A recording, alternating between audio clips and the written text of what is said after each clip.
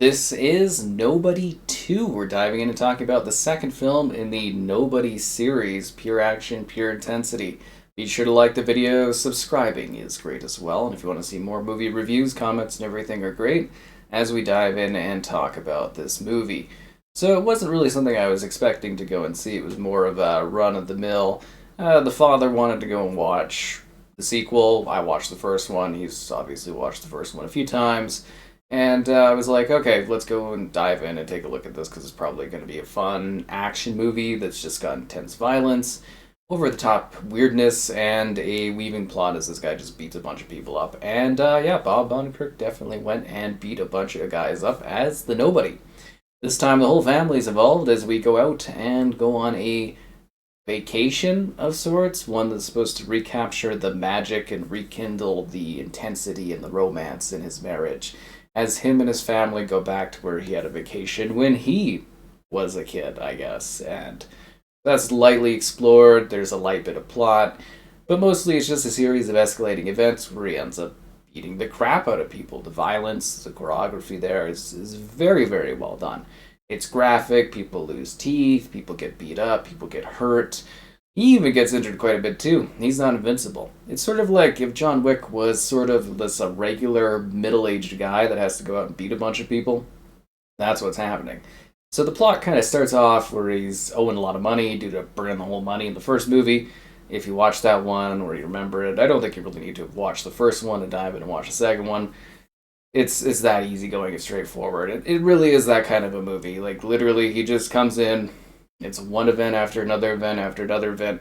He just goes, beats up a bunch of people, movie ends. That's what you're expecting, though, right? It's sort of like, oh, action-packed. This is like a John Wick film, right? You expect to go in, watch the guy shoot, beat up a lot of people. That's what you're getting for this movie. It wasn't surprising. It didn't exceed expectations, but it sort of delivered exactly what I was expecting. It's not as good as the first one. I don't think the surprise or the intrigue is quite there, but I think the violence and the set pieces kind of up the ante, as to say. But even by the end, I was kind of getting a little. This is a little ridiculous, but I was just along for the ride because I was like, oh, okay, he's going along, he's fighting, he's doing stuff, there's a grand finale. I was like, oh, that's kind of cool. They've got a really twisted, sinister sort of overseeing, I don't know if you call her a bit of a mob boss. Some of her scenes a little too weird. They were trying to go really over the top and ridiculous, and it just kind of sometimes was a bit silly. The events that led up to what happened felt relatively realistic, I guess, to a degree. If you're along for the ride, it was kind of like, okay, this makes sense. I get how we got from point A to point B to point C to eventually the finale and everything like that. It all made sense. But yeah, if you just want action, you just want combat, you want stuff that looks sleek, you want guys just going whoa, whoa, whoa, and like teeth flying out into the air and people getting all beat up and cut up and stuff, this is your movie. It's exactly like the first one, but not quite as good. And that's okay, that's totally fine. It's nice that these kind of flicks, power fantasy trips exist that people could just go out and enjoy.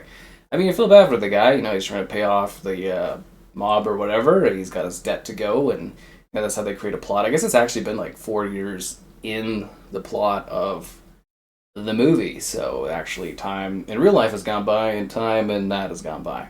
And he's just like, he's tired, he's doing all these crazy hits, he's doing all these missions, you get to see them. They're kind of entertaining, it's got some wit, it's got some comedy, it's got some gnarliness, the guy's just beating the crap out of people. And then, he's like, oh, everything is strained, I need a break. They're like, ho, ho, ho, wherever you go, bad stuff follows. And then, yeah, sure enough, he just somehow ends up, right off the bat as a vacation, causing a lot of problems. And it's just, yeah, it's quite interesting because it starts at like such a small level and it just kind of builds and builds. And then, you get your crazy action. The great set piece. There's a whole thing with like the park and an amusement park. I don't even know if these places exist. Maybe in the US they do. They certainly don't here, but it's like a Midway mixed with a Waterpark, mixed with like a cool lodge, and everyone's just out there having a good time. They even brought Christopher Lloyd along for the ride. Good old grandpa. He gets to do some fun stuff again in this one. He's not there the whole time, but he's there for some laughs, and he's really living it up, and just having a good time. It's actually a lot of fun. And then there's randomly the Nobody's brother, which kind of like wish that had a little bit more development, if that makes sense. He just kind of like popped up, and I was like, oh, okay, cool. Like he was there, and he was just kind of there to be like, it was kind of like a Blade moment. Yeah, the best I can describe it is just randomly. It's kind of like Blade. I know that sounds odd, but they do a big samurai kind of fight thing and a lot of blade combat at that moment. I was just kind of like, oh, okay, cool. I could see it.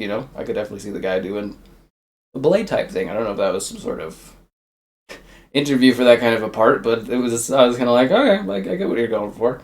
And that was an extension of what was happening, and there was a lot more development on the family and how sort of this job he has impacts his kids and his wife. That was all well done. Again, the movie looked pretty good visually. The fights were easy to follow. They felt really visceral. They felt intense.